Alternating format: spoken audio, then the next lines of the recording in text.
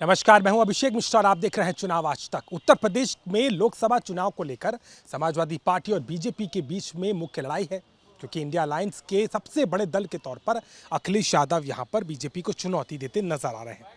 लेकिन एक समस्या अखिलेश की आगे सबसे बड़ी है, वो ये है कि अपने तमाम पुराने साथियों का एक एक करके साथ छोड़ा जाना। दरअसल 2022 के विधानसभा चुनाव में अपने गठबंधन को अखिलेश यादव ने मजबूत किया था और इसी गठबंधन के दम पर 34% वोट लेकर के 111 से ज़्यादा सीटों पर वो काबिज हुए और इन सीटों का ही दम था कि अखिलेश समाजवादी पार्टी को सबसे मजबूत स्थिति में उत्तर प्रदेश में ला पाए। लेकिन अब ये कुनबा धीरे धीरे बिखरता नजर आ रहा है, जो अखिलेश के लिए चिंता का सबब बन सकता है। इसकी शुरुआत होती है ओपी राजभर से, जो पहले समाजवादी पार्टी के साथ खड़े थे। मऊ और आजमगढ़ समेत उस इलाके की तमाम सीटों पर उन्होंने समाजवादी पार्टी को मजबूत करने का काम किया था और उसका असर ऐसा हुआ कि उस इलाके में समाजवादी पार्टी ने पूरा सुपड़ा साफ कर दिया। इसके बाद नंबर आया,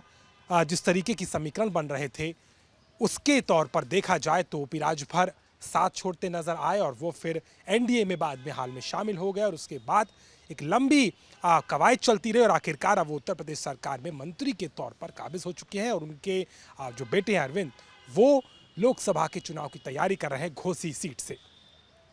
दूसरे तौर पर अगर देखें तो जो बाकी नाम थे उसमें केशव देव मौर्य, जो कि महान दल के नेता हैं, वो भी अलायंस में आए थे, लेकिन वो भी अखिलेश यादव से किनारा करते हुए नजर आए और ये गठबंधन भी टूट गया और आज वो अलग थलग नजर आ रहे हैं।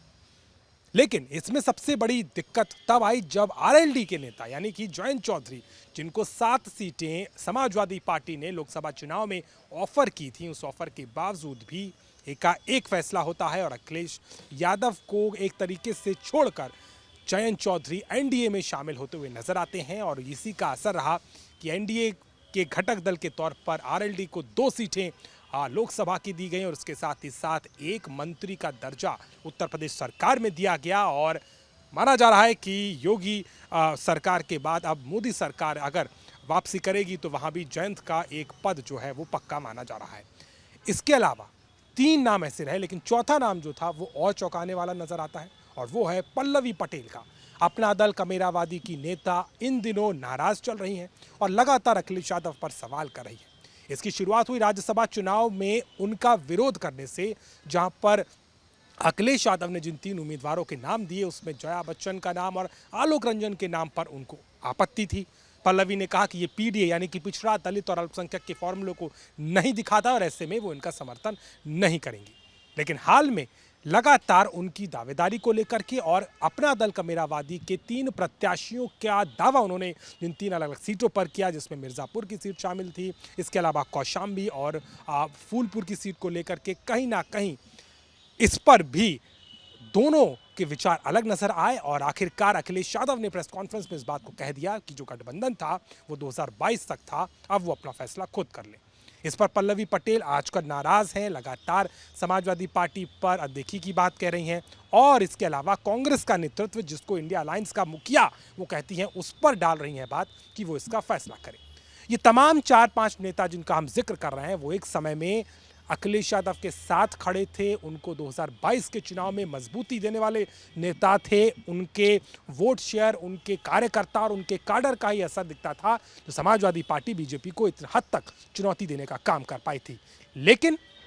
अब ठीक लोकसभा चुनाव से पहले ये तमाम जितने साथी हैं वो अखिलेश यादव से दूर हो चले हैं। ये गठबंधन टूटता नजर आ चुका है और इस समय अखिलेश यादव गठबंधन के नाम पर सिर्फ और सिर्फ कांग्रेस के साथ सीट शेयरिंग में है, जहां 17 सीटें उन्होंने कांग्रेस को दी है, हालांकि 1 सीट तृणमूल कांग्रेस को दी गई है और बाकी सीटों पर अखिलेश यादव अपने प्रत्याशी 47 सीटों पर अपने उतार चुके हैं और आने वाले समय में बची हुई सीटों पर भी वो अपने प्रत्याशी उतारेंगे। लेकिन इन सभी समीकरणों ने एक और इशारा किया है कि अखिलेश यादव किस तरीके से अब राजनीतिक तौर पर उत्तर प्रदेश में अकेले नजर आ रहे हैं।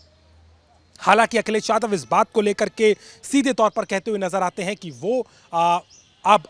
इस इंडिया अलायंस के पार्ट हैं और इस हिस्सेदारी के तौर पर जो अलायंस के लिए बेहतर होगा उस हिसाब से आगे चला जाएगा। लेकिन ये जो छोटे दल और ये जो सहयोगी समाजवादी पार्टी के लिए बड़े फायदेमंद साबित हुए थे विधानसभा चुनाव में, वो कहीं ना कहीं अब अलग होते नजर आ रहे हैं और ये कहीं ना कहीं अखिलेश यादव के लिए राजनीतिक संकट बन सकता है, खास तौर पर इन सीटों पर जहां पर इन नेताओं का जातिगत वोट और इनका अपना स्थानीय काडर कहीं ना कहीं समाजवादी पार्टी को फल सकता था। माना यह भी जा रहा है कि अगर ये जितने भी नेता हैं, चूंकि इनमें से ज़्यादातर अगर ओपी राजभर की बात करें तो वो एनडीए में है, वो पूरी तरीके से सहयोग करेंगे, बीजेपी को इसका फायदा होगा। केशव देव मौर्य अभी अलग है, उनकी स्थिति क्लियर नहीं नजर आती। अपना दल चूंकि अभी असमंजस की स्थिति में, अगर वो अलग से कुछ सीटों पर अलग चुनाव में जाती हैं तो वो कहीं ना कहीं नुकसान समाजवादी पार्टी को करेंगे। और इन सब के बीच में एक नाम स्वामी प्रसाद मौर्य, जो कि समाजवादी पार्टी में महासचिव के पद तक जाते हैं, इसके अलावा उनको एमएलसी बनाया जाता है। वो अपना चुनाव भले ही 2022 में हार जाते हैं कुशीनगर से, लेकिन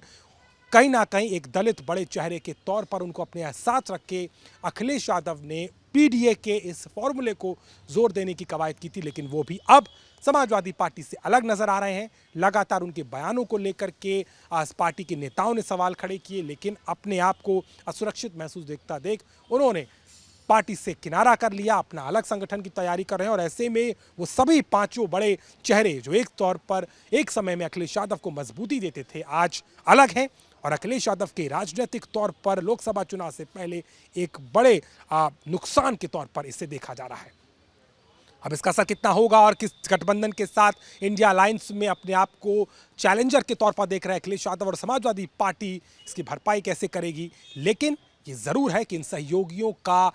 दूर हटना समाजवादी पार्टी के इस गठबंधन को नुकसान करता नजर आता है। और जो अखिलेश यादव इन छोटे दलों के साथ में और इन नेताओं के स्थानीय सहयोग के साथ में यूपी में एक बड़े चेहरे के तौर पर बीजेपी को चुनौती दे रहे थे, उनके लिए भी अब लोकसभा की ये राह मुश्किल होती फिलहाल नजर आती है।